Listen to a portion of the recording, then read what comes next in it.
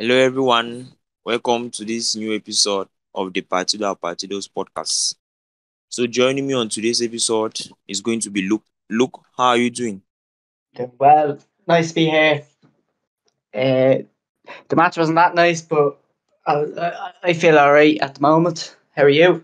Well, I'm doing better than Atleti, so. Aren't we all? Okay, so talking about Atleti, I think we are going to dive right into things. Where we are recording at the moment is Thursday. That's 1 week from the day Atleti played Athletic Club Bilbao in the semi-finals of the Spanish Super Cup, and in the span of 1 week, Atleti has been eliminated from two cup competitions. That is, they lost the chance to win the Super Cup and also the Copa del Rey last night against Real Sociedad. So we are going to be talking about what went wrong in both matches. So Luke, in your opinion, maybe starting with the Athletic Club game, what do you think Atleti did not do right? Because well, we all know Atleti are doing bad at the moment. So, but what do you think was not really going, or what were the mistakes in that game? I'll just quickly comparing the two games. Athletic Club we played much better than we did against Real Sociedad, but I think we were lacking intensity playing against Athletic Club. I think that's what that's how we failed in the end. And now the first 5 minutes, I think Joe Felix almost think he scored an offside goal. But after that, we weren't accurate. I think that's the main thing. Our accuracy was just not there. We just looked lethargic. We were like slots. We weren't very sharp with our passing or our movements. And I think in the end, we did score that goal, but we pushed back, we held back, we got a bit relaxed, and then it let the club, as their nature, as what they do, they capitalise on that, and we were just overplayed. Well, look, you just talked about the fact that after going a goal up, Aleti sat back. I think Oblak said the same thing, that this can't keep happening. We can't score the first goal in a game, and instead of going for the second and killing the game, we instead sit deep. And knowing that Aleti has been on a decline in recent seasons in terms of defending in a block, and also knowing this season it's been a horror show defensively, be it from set pieces or open play. So defending deep is like saying, we have been doing something very bad and we keep on doing it again. I don't understand. So, in your opinion, how does that say about Atleti? Because we talk about the progress Atleti made playing against the two Rayos, pressing high, and the goals coming when they won the ball in the opposition half. So, what is your take on that?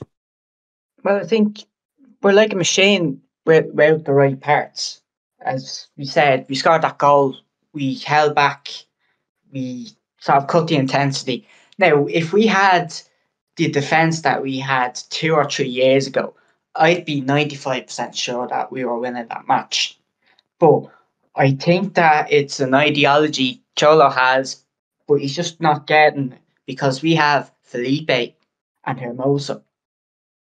So you cannot rely on them to just sit back and soak up that pressure because they crack so easy. They are individual wise, they are good defenders. Let's not get that mixed up. But they can't soak up that pressure as well as they could, um, as well as Godin and Jimenez used to do. Um, I just think Simeone, he's trying so hard to mould it, but it's just not working out. Well, I think you just said the fact that Hermoso and Felipe, well, they are good individual defenders, but playing for Atleti this season, they have been really, really bad playing together. It's like every tackle Hermoso makes is like a yellow card. He mistimes his tackle. It's just like last season, he took a step forward, and we're all hoping, well, that's good. As for Felipe, he has been on a decline 2 seasons now, which is really sad because given his first season, he was like one of the best defenders in La Liga and also in Europe. He was alert.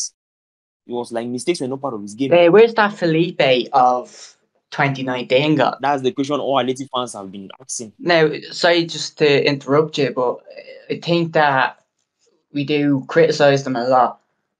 But I think probably about 60% of why it doesn't work is that they're just not compatible as a partnership.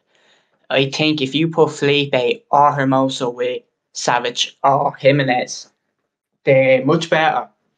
We're much more solid at the back. I just think that Felipe and Hermoso, they just don't gel that well. Well, I will agree with you on that, which is probably shocking given, well, from what we basic knowledge of football, we all know a left footer and a right footer normally should go, but their physical attribute or maybe they don't have that commanding attitude to be like the leader of the defense. I remember when Felipe played really well at Porto the season he came before Atleti. I think he played next to Pepe. Pepe was like the commanding officer. That means they are both are those type of players who need to play along someone like a commander, like say Godin, or in the team now we have Savage and also Jimenez. But talking about Jimenez, well, I think we have been talking about Jimenez for the fact that he's going to be the next this for so many seasons now. It's not due to the fact that he's not capable of, but he's not available. We have Jimenez who misses at least 20 games a season. That is not really good for him. It's not maybe not his fault for the injuries, but it's not also good for Atleti, like a top club having your best centre back for 7 to 6 seasons now, because I think Jose Martin 27 just a few days ago, if I'm not mistaken. So you can't have your best centre back missing so much amount of games. And also, talking about this, we come back to what we have been singing before, which is down to the fact that the squad was poorly planned.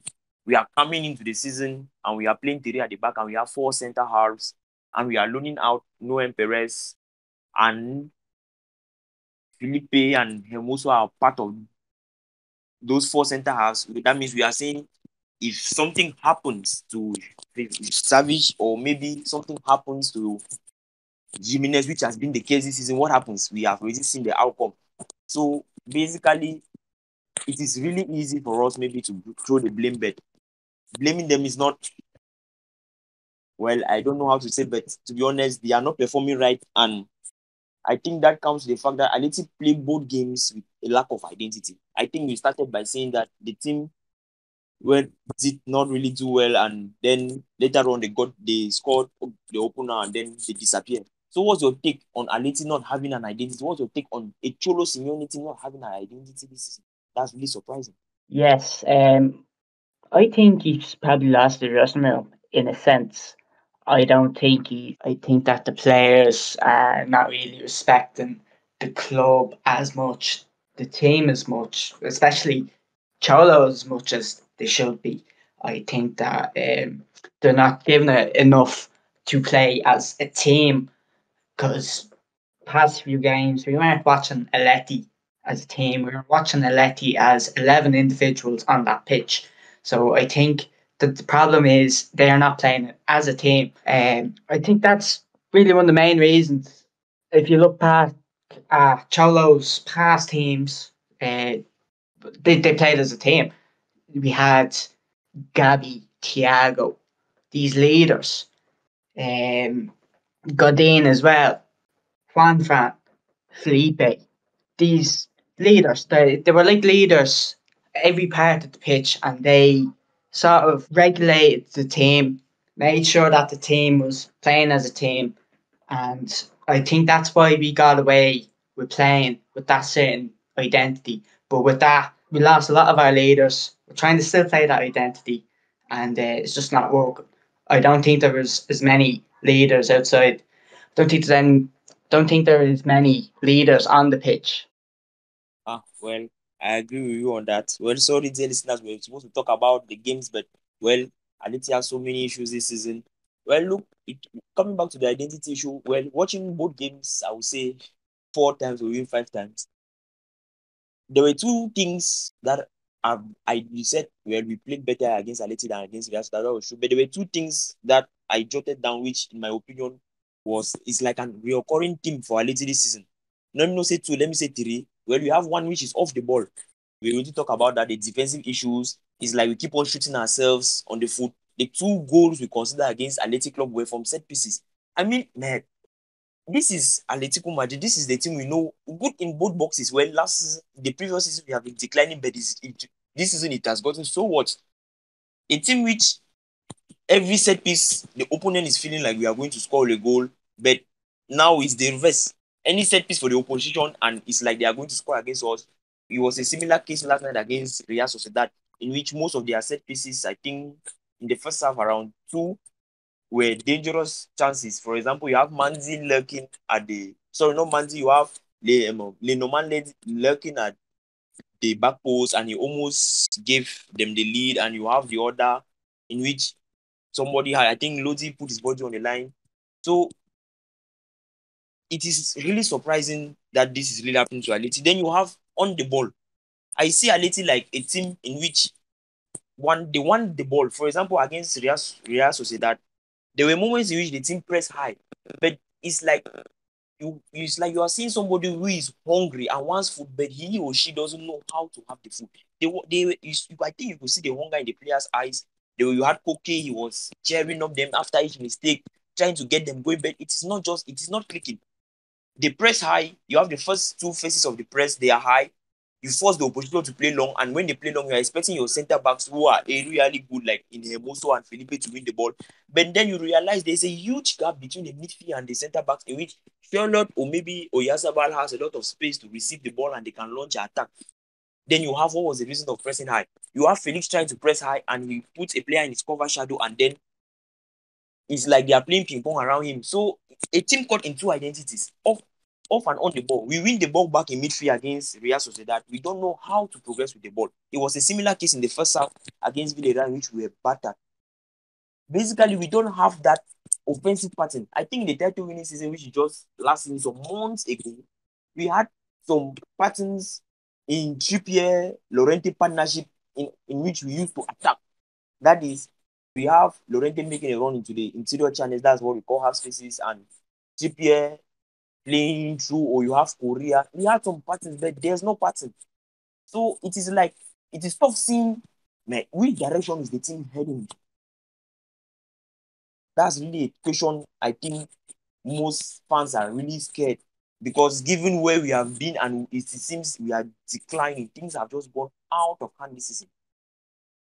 So it is really tough seeing where the team is going to. There's also a case in the game against Real Sociedad. You have, I think it's Elistondo moving forward with the ball, and the team just keep going backwards until he arrives at the midfield. Joao goes to press, and no other person is backing him up. It's like you said about it's like a mentality. To be honest, we have talked about the fact, me and I think on previous episode we are the fact that the team has a direction in which it's going, and given the quality of the players, we go towards a more possession-based style. That means we have to take more risks, but given Cholo's history, that's not easy. It's like you are someone who believes or trusts in something, and you are asking to change overnight. But so far, things have been changing slowly and gently. So how do you see this season? Or maybe has this season been a step backward or a step forward? It's been a step sideways because I don't know how we got from winning the league a couple of months ago to not even scraping a win. Can't get my head around that. I think that, look, we got Rodrigo de Paul, yeah, but the rest of these squad won the league a couple of months ago, and they're playing like this. How does that make sense? It has to be a mentality issue at the end of the day. Agreed. I think you talked about mentality issue. I think that's something you see through the team. Even though Blackwell has been the world best keeper, in my opinion, for the last 3 to 4 seasons, is in the moment where it's like nothing is coming out for him. Against Athletic Club and Real Sociedad, he did not necessarily have a bad game. He had a very good game, because if not of him, things would have gone out of hand. Real Sociedad had a couple of very good chances, but didn't take them. So coming to the mentality issue, this is really, well, you coming back, this is a Cholo Simeone team. We know him for a guy with character, a person whose team are brave to do what he says to do. But I think we are in a moment in which he's caught in, I would say, in between his beliefs or his style in which he wants the team to play, and maybe an evolution. Because, like, I think on Twitter today, some are already saying Cholo out, Cholo out. But I think this season is a season in which, well, we are out of two competition, but like you told me last episode, let's not forget about the fact that we are still in the Champions League.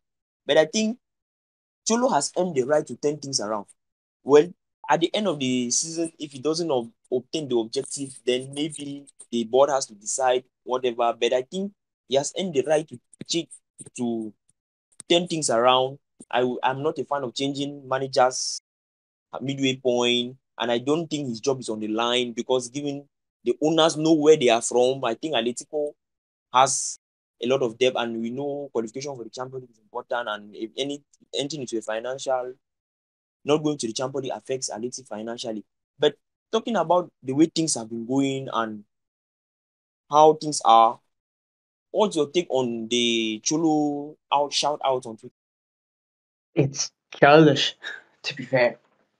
I say it, but the people who say Cholo out don't really go into detail why he should go, why it's his fault. They never go into detail. They just say we need a better manager. Like, okay, who? No one answers that question. So, look, everybody's entitled to their own opinion, and so I wouldn't belittle anybody who has different opinions of me, but personally, I think it's a load of nonsense. It's obviously, look, you can blame Cholo for. I blame Cholo for about 35% of our problems this season. I think that he's using formations that he shouldn't be. He's using players at times where he shouldn't be. He's probably mistreating a couple of players when he shouldn't be. But as I said, 35% of the blame should go about Cholo. Then 65% is just the players themselves. They don't give any intensity. No cojones, as they say in Spanish. The hell's that Cholo's fault? I don't understand. So obviously, like talks about him leaving midway through the season, it's funny. Like, come on, yeah, just he's been here for 10 years, and you just casually get sacked in the winter. Like, come on. Well, well, to be honest, I'm not, like I just said, I don't want him gone. But like you said about the fact 45%, well, I think 50% is on him, given the formations. And well, I'm kind of afraid by the fact he's using a lot of players out of position, and I'm kind of afraid utility players. That means, yeah, like for example, look at Marcus Llorente playing at the right back. Many are not a fan of it, but I think he knows more than us, he tactically wise. But the poor planning of the squad has to also count. And I think most of the Cholo shout out are due to the fact, the expectation of most fans at the start of the season. To be honest, I think many overlook the fact that the squad was not balanced. Well, I think that's a phenomenon now with modern football, in which a team that has so many good attackers, for example, PSG is a perfect example. You have so many good individual attackers, automatically you are supposed to be blowing team 5 or 6 nils away. I don't say Atleti has Messi, Neymar, or Mbappe, but it's a similar situation given Atleti has so many attacking players.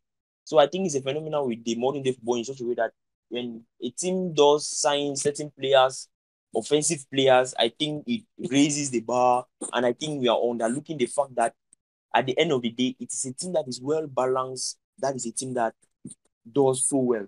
And if you look at the Atleti of old, Atleti, we were so balanced. Our attack, we had four-star Raul Garcia as options, David Villa in the midfield, Thiago Gabi, Mario Suarez.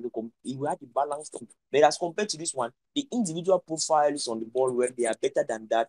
But the mentality, and also talking about this balance, it's hard to compare two squads from different era, given that football is evolving. But just looking at both teams, you see that it's not the same.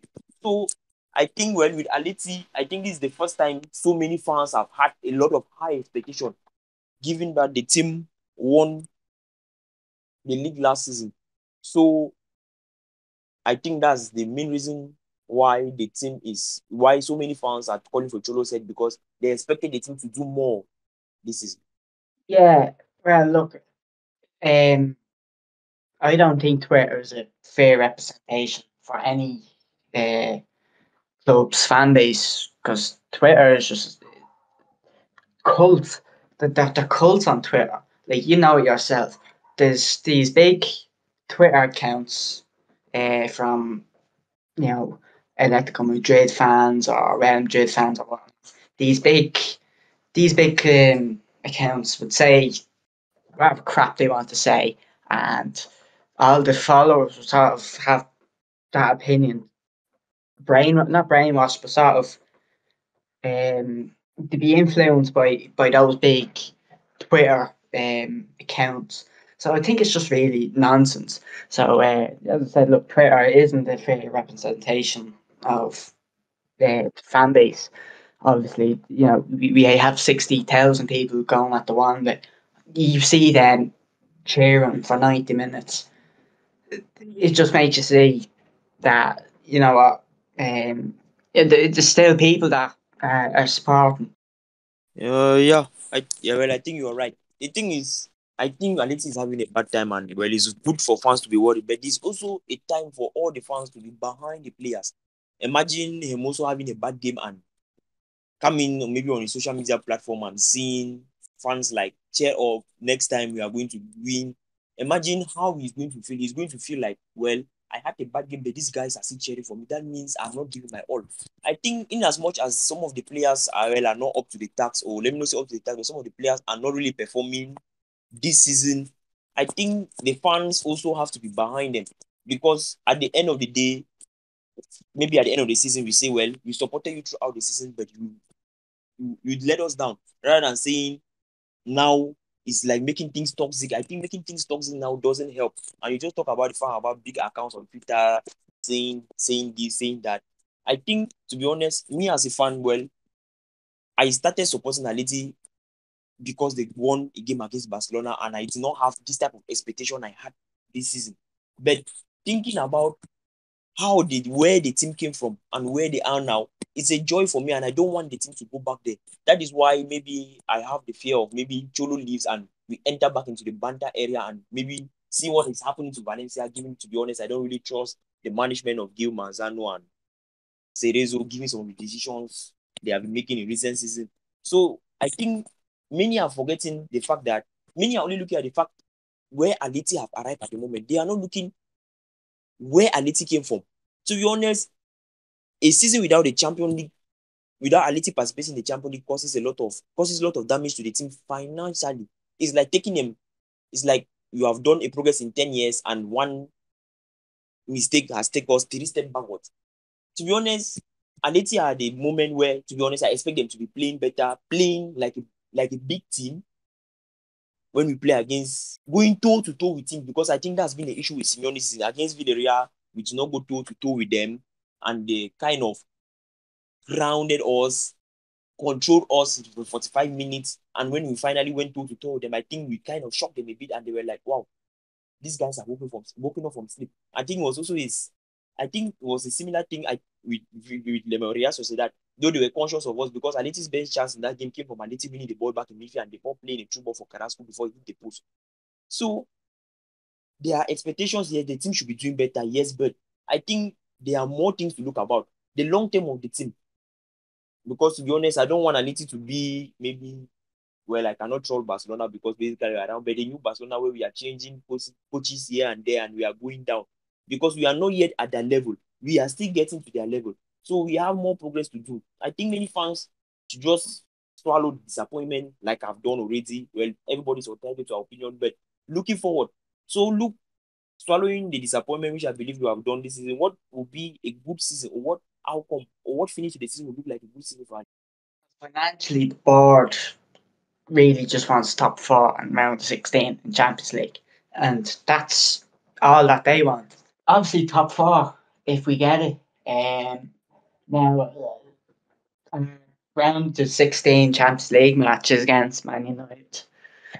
Yeah, we could beat them, but are we going to be like this in a couple of weeks' time? I know Man United are certainly in an identity crisis as we are, but the only difference is they have Cristiano Ronaldo.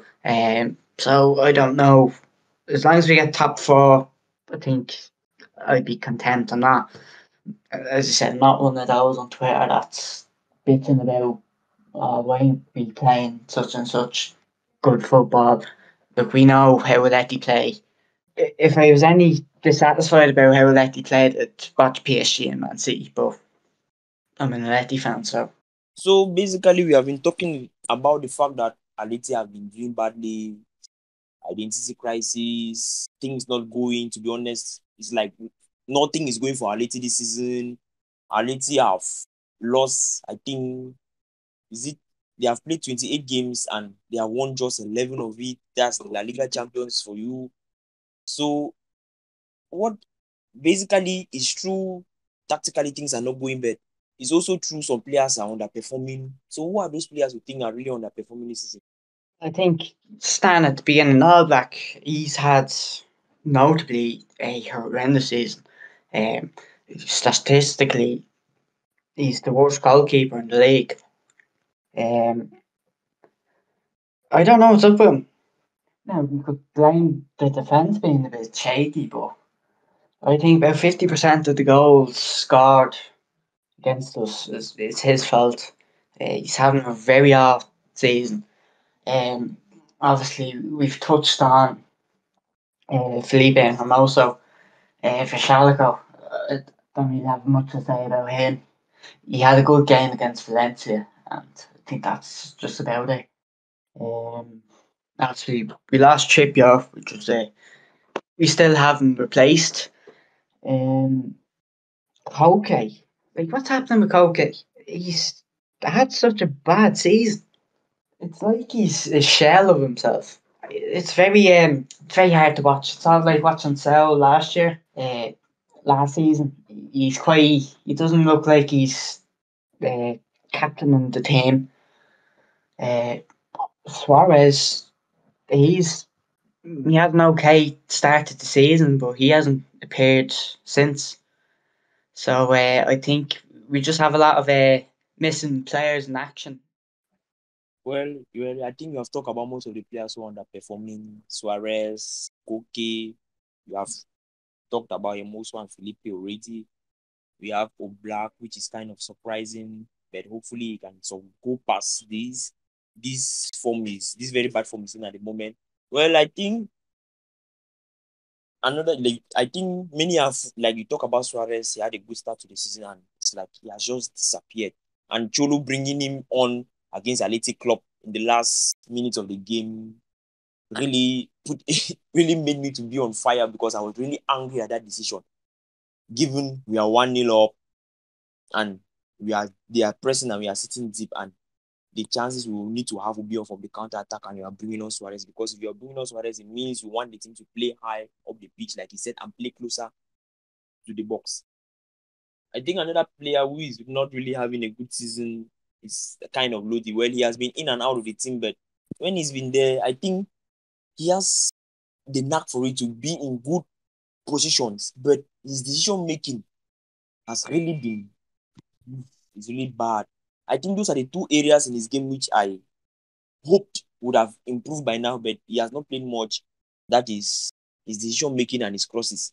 To be honest, each time I watch Manu Sanchez deliver a cross into the box, I'm just hoping if only Lodi could be able to do that because his timing of his runs in behind, be it on the overlapping runs, are great.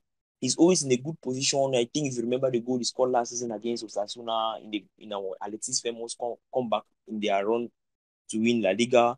But the issue is his decision making at times is it really leaves you wondering what is going through his head. He's another player who, in my opinion, is really, really poor. Well, basically the podcasts have been a lot of maybe giving out the bad vibes, but I think this season there have been some good vibes. So who are those players I think you think, despite the fact that Atleti are performing poorly, deserve to be the first names on the starting 11 or maybe deserve some praise? Fred, I know, I love Fred. Well, look, by his side, he's a great forward. I think he's probably our best forward. Griezmann if he's fit, but Correa, I think we should be starting Correa, especially at centre forward because I think that's his most optimum. That's where he performs the best at centre forward. I think we need someone next to him, as I said, probably someone like Griezmann, but obviously he's injured at the moment. Um, Well, it's DePaul. I think DePaul should be starting every match. I think that probably last night, I think we were overstacked. I don't think he played as well as he should have. I think because we had Herrera and Koke, he's probably a bit constricted with that midfield. Um, Savage if he's fit, because I think Savage is our best defender, and I think he's that leader that we hadn't got in. So I think eh, those three, and obviously All Blacks, like of course, look, he's been having a poor season, but we're gonna put LeCompte in. No, so those four players, at least structurally wise, goalkeeper, defence, midfield, and attack. That's who I think we should start. Okay. Well, I think you just mentioned Korea. I think that's maybe one of the most underrated players in for the Cholo era because, well, it's true in the first 4 years, I think, of even five, well, he was still below 25 and or 24, and it was really frustrating to watch at time, but we all knew he was a player. Do you think Korea has arrived at that level in which maybe he demands more, not from himself, but from Cholo, in saying, well, I am a loyal servant and I deserve to start games because, like you said, he's basically our best striker this season, maybe with this man not being fit, but I think he's amongst Atleti's most important players this season because he's come to the level, I think, where he's now matured. He knows when to do certain things. He has improved a lot, and most importantly, he's no more frustrating in front of goal. So, do you think Korea is at that level where maybe he demands a more of playing time, saying, well, I can lead this attack, I can be the one to, because I think I really like his partnership with excuse me with Cunha in the game against Villarreal. I think that was really great. So, do you think he's at the level where maybe every game his name he should be among those who are the first of the team sheet? Absolutely. I think Gray of the past, again, he was a good player, but he was not really getting started. He was being subbed on most of the time, or subbed off. Uh, I think last season and a half, we've seen his individual performance. You see individual moments of Correa, like obviously that goal against Villarreal. Many of his goals came from him uh, individually, dribbling and all that. So I think that, and he's mature as well. He has a great mentality with him. So I think that, yeah, of course he should be start, uh, if not playing most games. Ah, I think you have just said it all. Well, coming to Atleti, I think Colombia is another player who, in my opinion, is having very, very, I would say, a good season. Given his previous season, I think he's one of those who have improved because we talked about some players who have really underperformed. I think most of those players who are not really performing as they did last season are those players who are, I would say, they depend on certain system or certain environment to do very well. But we have players like Korea whose individual brilliance, like you said, has bailed us out of situations. I think we talk about the Paul starts every game, and to be honest, at this point in the season, I start Cunha in front of Luis Suarez. Basically, that depends on the opponent. But if I'm to go toe to toe with teams, basically Cunha starts for me. Though his finishing needs a little bit of improvement, but it's just his first season at Atleti, and to be honest, there are a lot of good signs that we sign a very good player. And as for Felix, to be honest, I don't really know what to say about him, given I kind of feel like, well, Cholo has kind of, I don't want to put the blame on Cholo, but it's like injuries and maybe not getting a lot of run into team. For example, he comes back, he has a good game, and you are expecting him to continue going, and what happens? He goes back to injury. Well, I think maybe in a better team, let me not say a better team, but maybe in the teams like maybe the Man City, he does better. But I think if he stays at Atleti, and to be honest, I believe Atleti can overcome this storm, and Atleti overcomes this storm, he's going to be a very good player for us because I think in the Real Sociedad game, there was a moment in which he took the ball single-handed. He was alone, I think, against four players, but he managed to get an attempt on which he the post, though he was offside. But I think that says about the caliber of player he is. to be honest, there are a lot of things we can talk about. We can go on ranting because this season is really disappointing from our latest point of view. But to be honest, we just have to keep faith in the players and hopefully they do their best and hopefully Atleti make it to the Champions League. That's finishing in the top four. So talking about Atleti's opening this weekend is Valencia. So how do you see the game against Valencia? That's judging from their recent performances and also the fact Atleti were leading in at Mestalla by 2 goals and all of a sudden the 2 goals disappeared. Though it was mainly Atleti shooting himself on the foot. I don't know how to predict this one, honestly. We can look at Valencia and their team and all that. What? Okay. Well, so Sure. If you get me, like it's I know, but like we're coming to the stage where like I just hope that we play well. I care about the results. I just hope we play well. But, I'm gonna say Team Valencia, another good team. Barlas is starting to roll well with Valencia. They've good players, and we can beat them. But as I said, we were chatting about it earlier. We need the players to step up. I don't know when, but now is the best time. Real Sociedad, they should have stepped up. Athletic Club, they should have stepped up. They should step up against Valencia. And I hope they prove me right. well, okay. So basically, I'm just going to give you maybe a short tactical chat on the game because in the game against Real Sociedad, I think Cholo went for a midfield trio of Herrera, Rodrigo De Paul, and Koke. Though De Paul played mostly towards the wide areas, but I think he wanted to have more control of the ball, but that wasn't success because in the first 10 minutes, Atleti were not able to string 2 or 3 passes together. I watched the match in Spanish and I was able to realize Andrea Olanzi, one of my best commentators, and he said that in Spanish. Well, my Spanish is not good, but I understood what he said. That you can see Atleti are struggling to string passes together, and it says a lot about Atleti this season.